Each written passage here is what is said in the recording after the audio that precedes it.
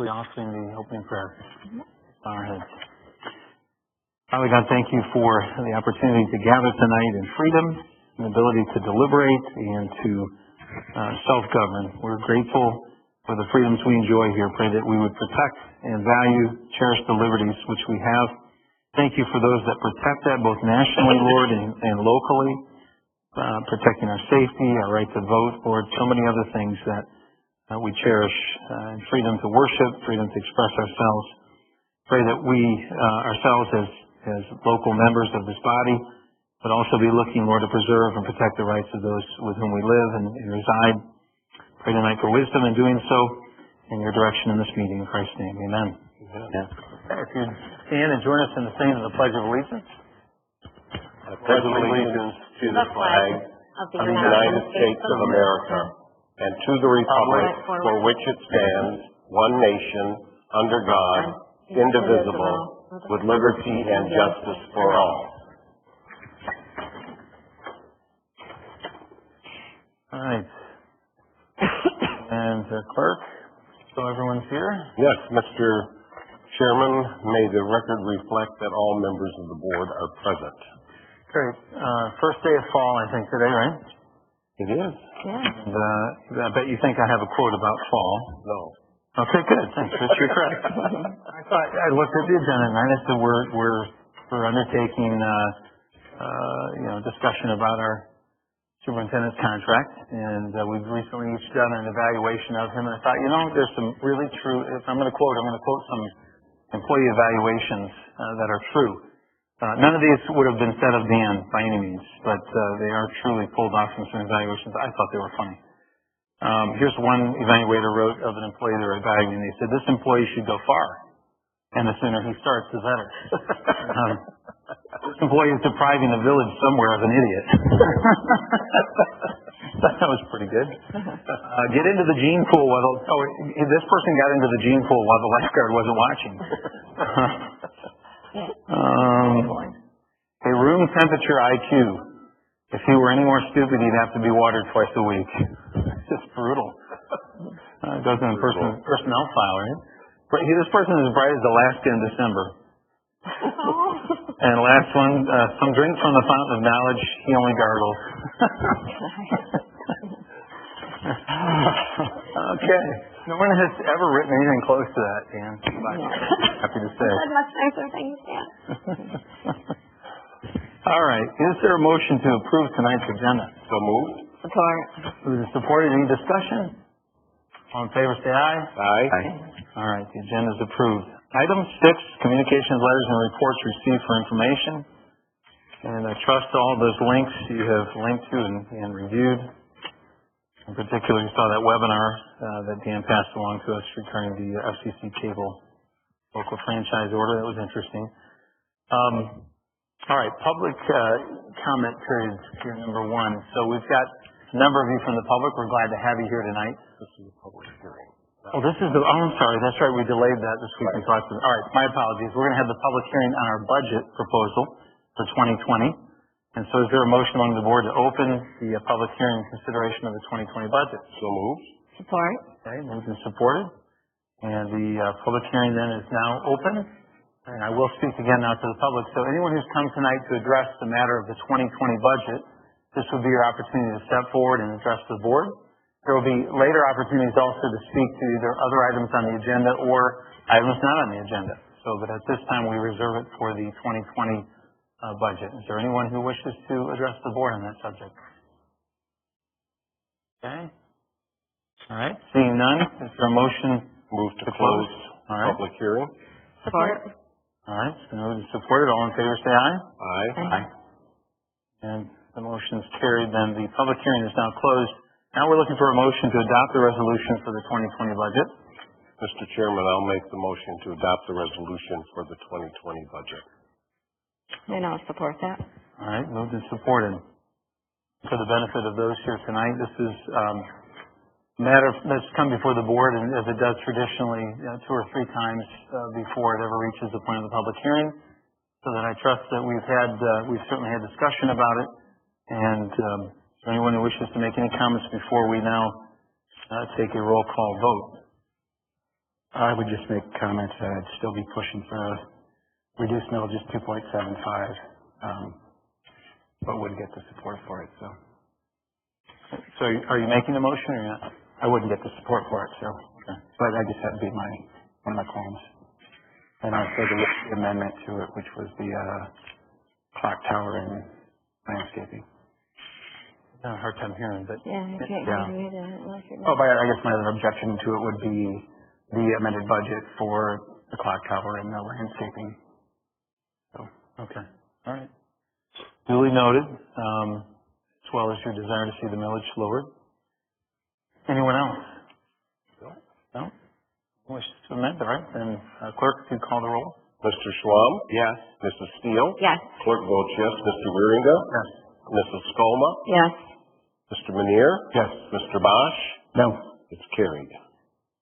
All right, thank you. Now, item 8, public comment period. This is for items that remain on the agenda tonight. We publish our agendas to our website in advance of a meeting. We have a limited number of items yet tonight. A couple of them you may have noticed if you saw had to do with going to closed session. A little hard to speak to that, I think, but if there's anything on the agenda you'd wish to speak to now, there's an opportunity to do so. There will be one more public comment period when the agenda is nearly completed. All right? Is there anybody who wishes to address the board on matters before us tonight on our agenda? Yes, sir. Please state your name and your street address. Thanks, Joe. No. Mm-mm. No. No. That was handled by the planning commission. Okay. I'll say though, Jeff, that that letter that was sent out, I think, by the planning commission, and Dan, you seem to be rising to say something, but you're welcome at the next public comment period yet in this meeting, if you wish to speak to that, to do so. Dan, do you recognize?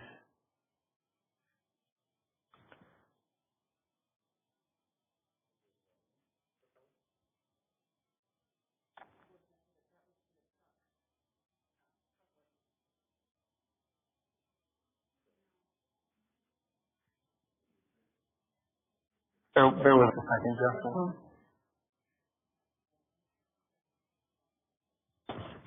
Well, how about this? I know this much. It's not on our agenda tonight, but you are welcome to speak to it, as I said here momentarily when we come to that further public comment. Excuse me? Well, I guess the planning commission, if it indeed is in their ballpark, then I think probably going to one of their Wednesday evening meetings would be the next opportunity. Mr. Yes. Chairman, just for clarification, the planning commission has already met on that issue, and were you there at that time? And so there were these folks included then, but there were other public that were there also at that meeting. So the planning commission has already acted on that request, and it was approved. Okay. So in answer to the question that was posed here, that when we have the further public comment period later in our meeting, if you wish to state why you disagree, if you do, with the planning commission's decision, we'll, as a board, like to hear what your position is.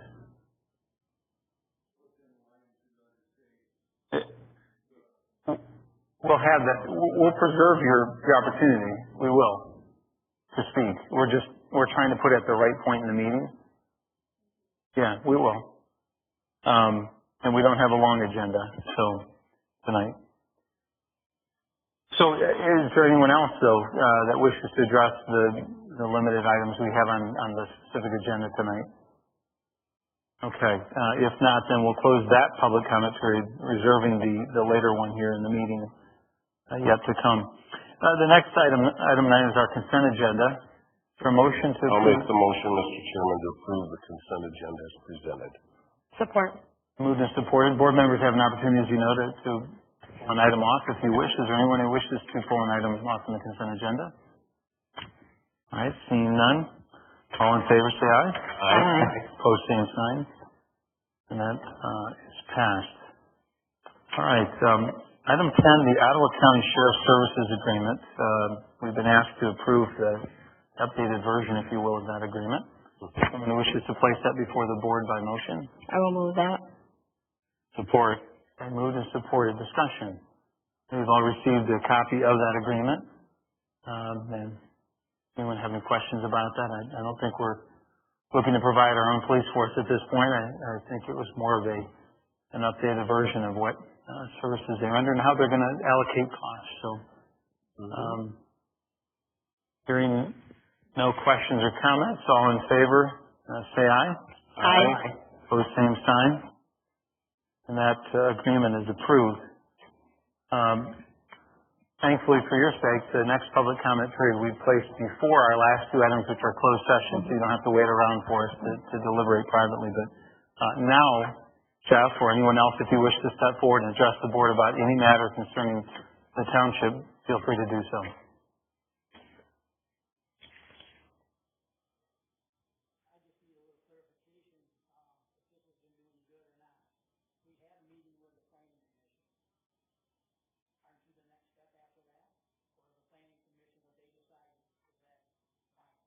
So Jeff, we'll be having talk about the protocol in terms of if there are rights of appeal and that sort of thing, either post-meeting here with Dan, but right now it's more for us to listen to what your comments are so we all get to hear what you have to say.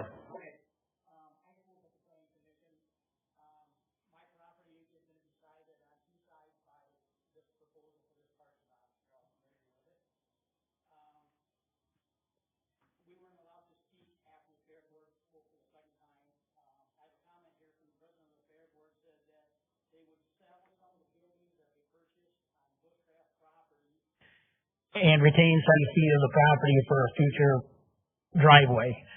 I don't know where the 70 feet is coming from. I know they have approached the third property that is landlocked by this parking about buying his property.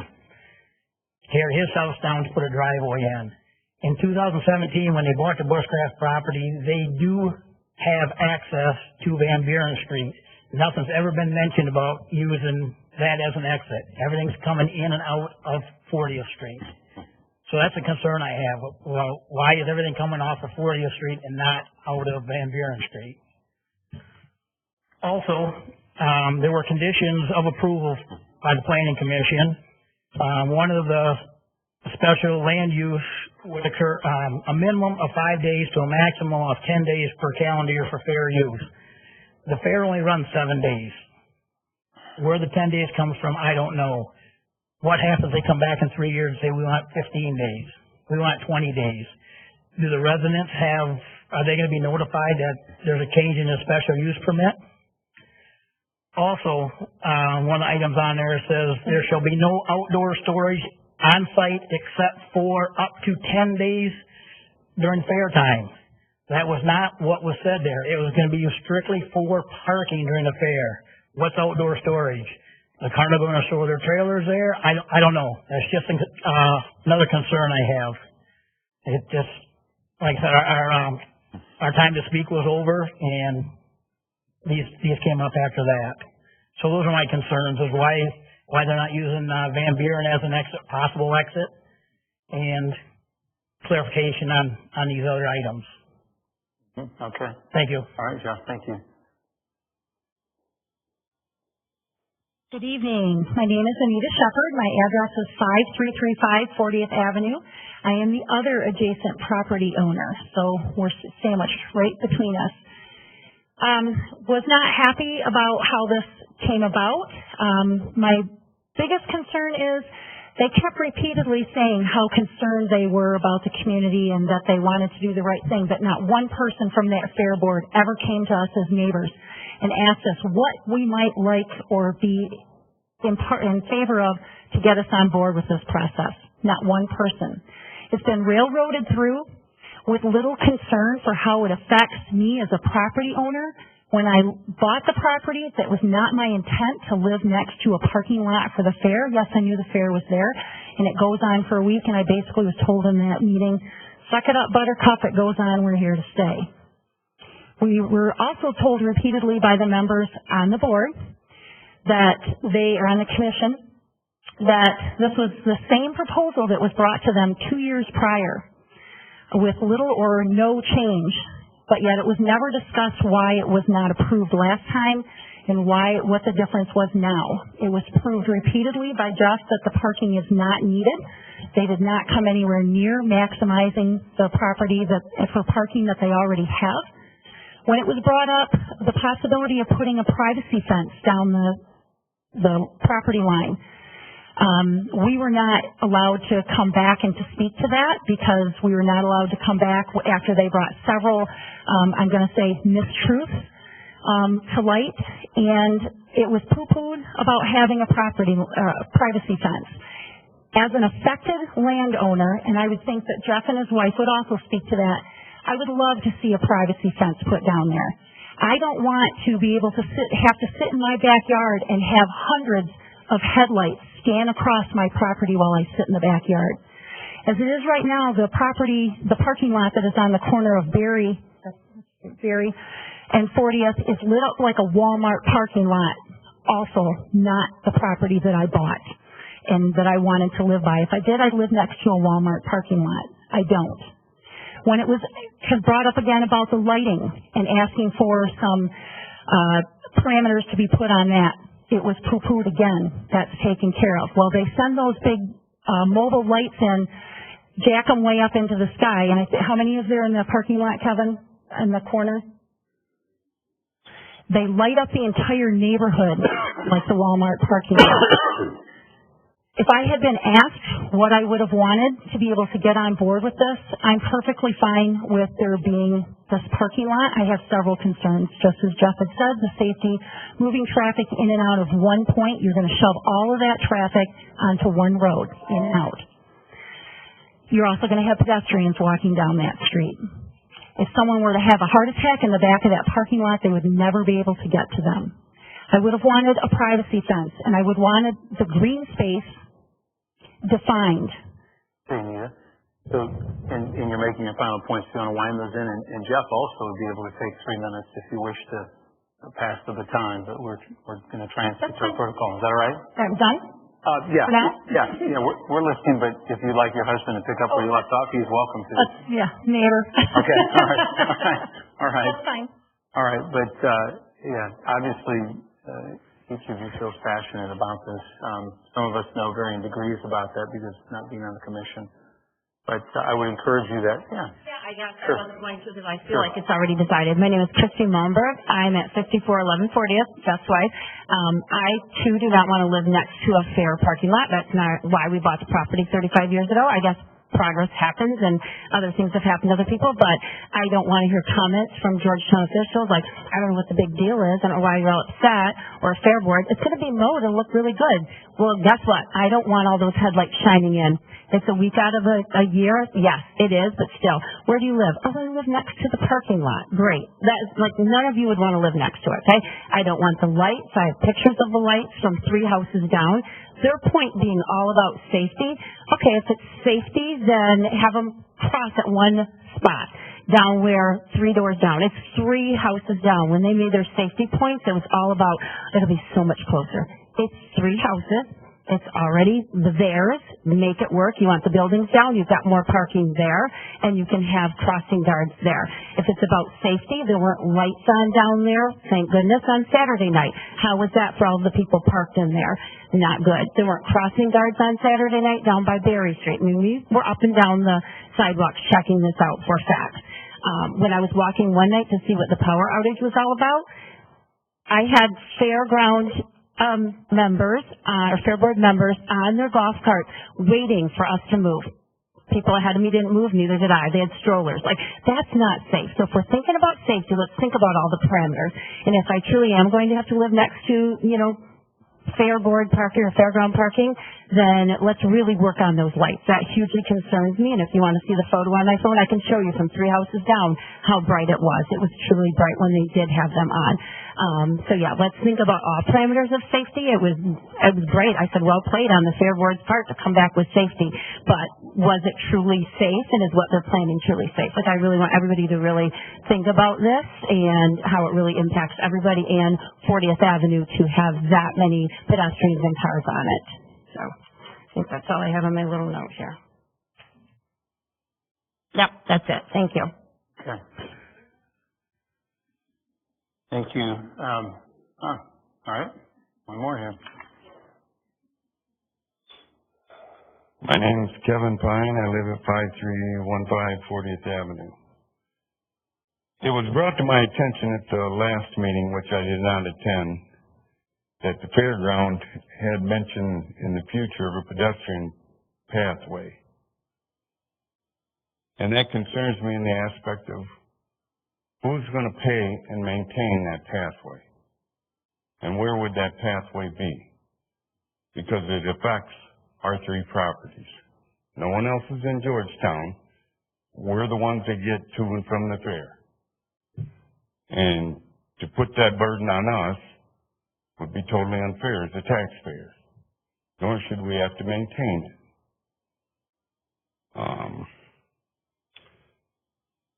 I guess one other aspect I'd like to bring up about the lighting and what happens at the fair is I've lived on the corner of 40th and Berry for 20 years. And I've quote unquote put up with the fair. And it has made changes over the years. But to be honest, I'm afraid to leave my home during Fair Week.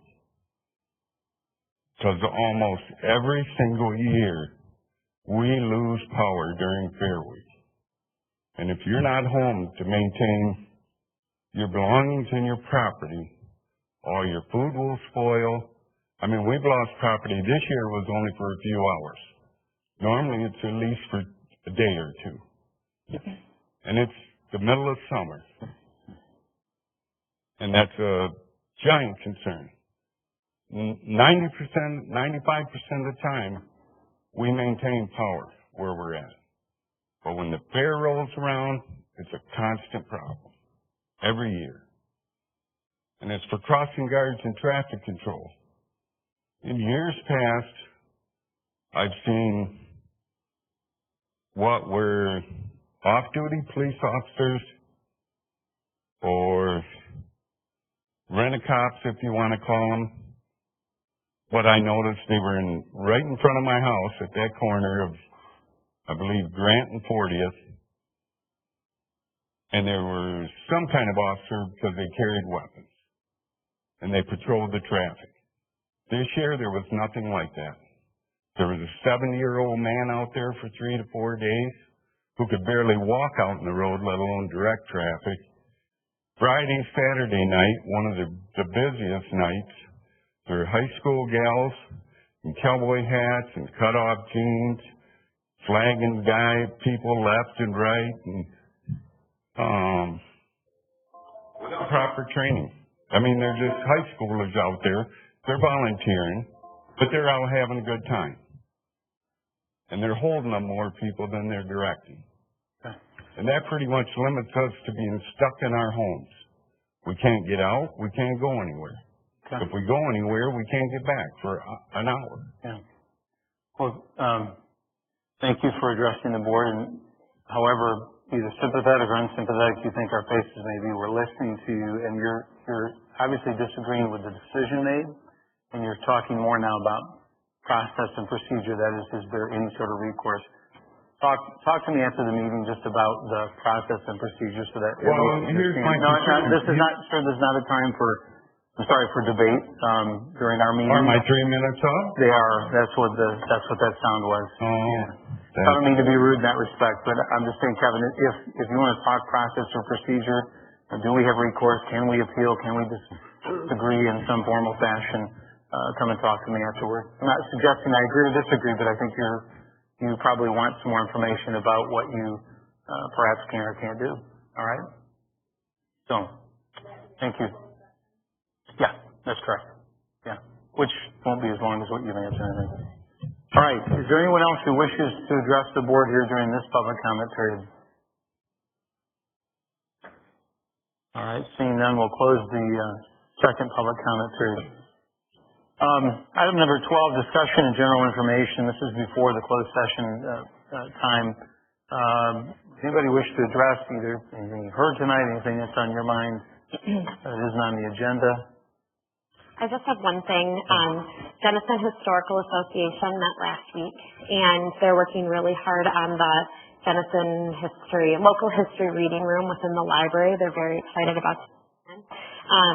Good group of people. One of the things that they just asked that I bring to your all attention, we don't need to make any action on it, but just for you to think about, is they continue to be excited about the idea of putting in some plaques or something.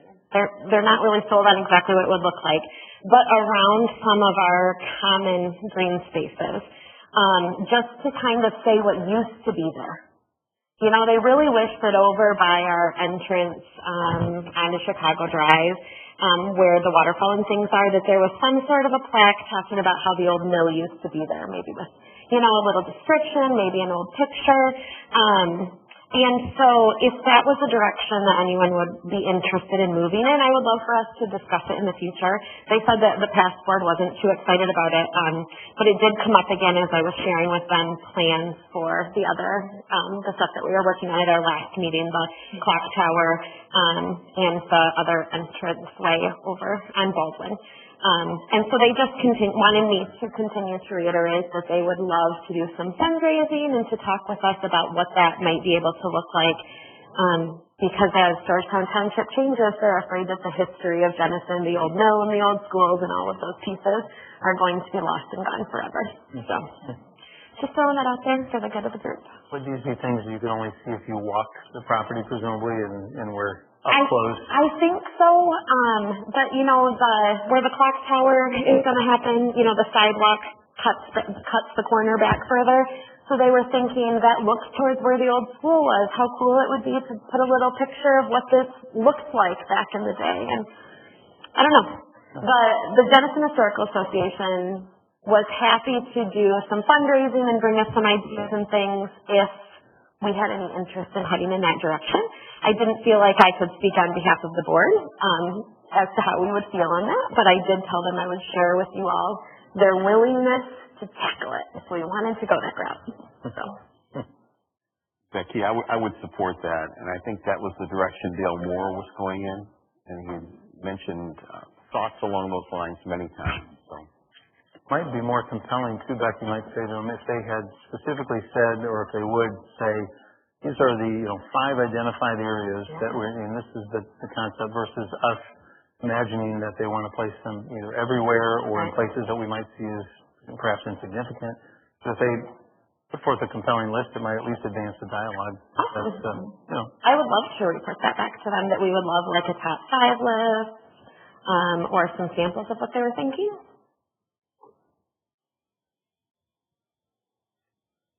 No promises, just more curiosity, Anyone else? Just real quick, and I'm not a full expert on this FCC ruling, but it was brought up at our WCET meeting a couple weeks ago, and that the ruling is basically going to crumble like public service stations such as WCET. It's going to really cut back their budget now and long term. So there's a group of people getting together to fight this, and the way it was presented to me, from my understanding, was that the franchise fees come to the municipality, and we have a choice on whether or not we forward those or we don't.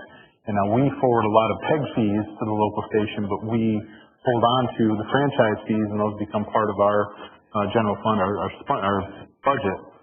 And so the way I understood it was that they would be looking to us to maybe join this cause to help fight this ruling, not necessarily to help preserve the local TV station, but say, hey, this is, I think we have $525,000 in our 2020 budget of funds that we get. Do we want to get on board fighting this ruling to maintain those funds for us? That was how it was presented. That was the way I understood it. Michael was there too, but I don't know if it's something that we would be interested in getting on board and fighting this ruling. There's going to be an appeal, and they're looking for municipalities and television stations. It sounds like the WCET board is planning on doing something and contributing and getting on this appeal, and ask us to come back and present this to you to say, hey, if not to save WCT, to save $525,000 of income for our budget. What do you think, Jason? Like I said, we've got another meeting Wednesday morning to get more information for WCT, so I'm not a complete expert on this. If it's, hey, we can fight this and save $525,000 for our budget, completely aside from, what we do with the TV station, they would always like us to contribute more, and that's a whole other conversation. It doesn't even have to be part of this. They're looking for, what was it, $10,000, $12,000, like I said, they would imagine that they would take anything and just have our name. You would probably know best that, they say an appeal, the more municipalities and organizations listed on the appeal, the bigger wow factor it has on these many people are against it. So, I would say it sounds like it's something worth looking into. Are we throwing money at something that has no chance? I don't know the specifics very well, but it seems like, hey, we get this $500,000 a year. Do we want to fight to keep that for us? Sounds like Dan, maybe Rod are probably more in tune. I'll learn more on Wednesday morning, but I think that the action to be part of that would have to happen soon. Yeah. Well, this is the reason for general discussion, to bring up points like that. I don't think we ever really act immediately on something when we first hear it in this manner, but it's the kind of thing that starts the dialogue, gets us all thinking, and then as you learn more, and Michael, if you were to come back to the board and at a future meeting, it sounds like it'd have to be soon. If there were any impetus for that, you'd probably have to try to see if there was a support on the board for doing something one way or another, So I don't think we're going to move tonight, of course, but I think that I'm glad you bring that up, and we'll look forward to hearing more from you. All right? Anything to add to that, Michael? No, just peg fees, we can't keep any. All the peg fees go. So we don't keep any of that. And this affects won't affect the franchise fees, with the exception of peg fees will be deducted from the franchise number. For us to join, I think it was Finance Committee talked about it Wednesday morning. It'd be $5,000. They didn't seem to have any interest in joining. So my concern was, is this a fight we should be involved in now before it gets to the point of them going after franchise fees? Because it's going to happen. Starting with the pegs, and then deduct that from the franchise fee. Same with INETs. We don't. I understand before the meeting we don't have any INETs. We don't have any trades for free internet access or cable, so that wouldn't affect us. But is this a battle we should start now to send a message? Well, that'd be the question. Or they talked about other organizations. I think it was the Byron Center TV station that said, well, we're opposed to this, but we're just going to kind of ride the coattails. We don't want to put any money in. You can use our name and say we're against it, but we're going to let you guys pay for it, and we're going to cheer you on. Well, make further investigation as you are, and come back and maybe present a compelling case one way or another. Like we'll whistle with an open line. Anyone else? I did wonder too about the letter they received. If it posted today's date as is it planning commission meeting or something? There's two things on the letter. The one thing is the planning commission meeting for the fairground. The second thing is a truck ordinance, which the board already approved for the board's level. So they got a notice. Clearly, we need to provide a little more clarity between the two different things. Because yes, the action was taken by the planning commission. The planning commission has jurisdiction over the special use permit. That's their jurisdiction. And so that's already been decided. That's not before you today. And the notice has the ordinance amendment, which is unrelated to the fairgrounds as far as board jurisdiction. And so they're both on the same notice and as far as the advertisement. So, and that's where the confusion's coming in. So. Okay. I just wondered if they didn't get the information until it was too late. Because what was that? That meeting was on the 4th?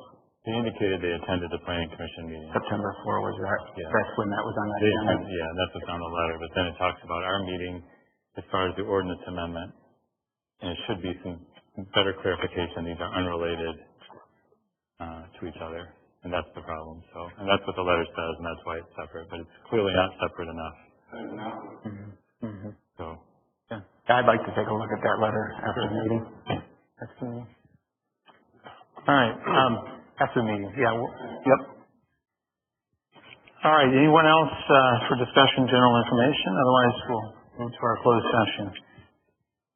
Seeing none, I wonder, is there an appetite among the board to go to closed session on both items together?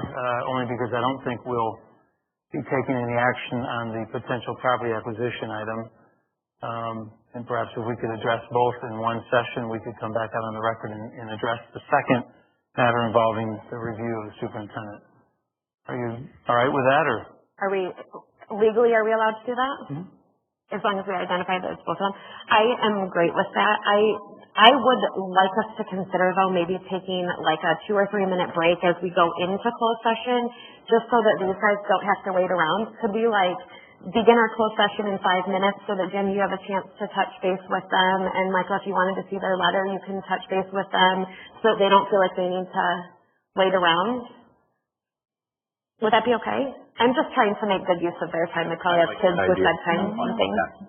A 5 minute recess. 5 minute recess. 5 minute recess, and then into closed session on both items? Yep. All right. With that in mind, is there a motion then to go to closed session for both items? I'll make that motion. Support. Support. All right. All in favor, say aye. Aye. Opposed, same sign. All right, so we'll have a 5 minute recess at this time, and we'll join in the conference room in 5 minutes. Perfect. Thank you. So a little bit like a defendant waiting for your jury to come back. That's what I felt walking in. All right, is there a motion to come out of closed session? So moved. Support. All in favor, say aye. Aye. Opposed? All right, we are out of closed session. Back on the record then, in the matter of the evaluation of our superintendent, I want to report on the record then decisions made by us to gratefully continue the contract we have with Dan Carlton, which right now is due to run through 2022, and it will remain that term, albeit, of course, this board is not opposed to discussions about extending that, but for now, that's what the duration of the contract is. The terms of the contract will stay largely, unamended. That is, a lot of it's some boilerplate language and so on. But the salient terms, those being things related to hours, pay, increase in pay, bonus, et cetera, we have decided, and it can be fleshed out more particularly in the document that will be adopted, but a reduction in his workload by 26.8% in terms of time. So there will be certain days of the week or certain days of the month that he is gone. There's an increase in the amount of time off commensurate with a reduction in his pay according to how much of additional time he's taking. So that is approved by the board. Further approved by the board is an increase of 4% in his base salary prior to the reduction of 26.8% in salary based on his cutting back his hours. And then also to approve a bonus to be paid of $10,000 reflective of his year here, 2019, that being, it would seem, his final 12-month full-time year. And I think it's appropriate after 33, 34 years that in his final full year that not only were the marks high, but this board wanted to reward that not merely longevity, but success, additional work that was performed this year related to the construction of the library and other things. We know that everyone at this township performs as a team. We have the chief here, we have Rod, we have Manette, and we have so many others that are not here that are part of that team and are so indispensable to the township. And so while we speak to Dan tonight, we speak to you also and express our appreciation for you and for all that you do, for the steady hand, if you will. I mean, Dan's hand is steady, but it's steadied by a number of people that work with him, and you guys work alongside each other. You're a team. So we don't hold Dan, while we hold you up, Dan, we don't hold you above the others too that serve with you, many of them, and Manette in your case, 30 plus years, and others. It speaks well of our township that we've had a lot of longevity, and we just are grateful that you're part of that and that you're willing to continue along those lines, Dan.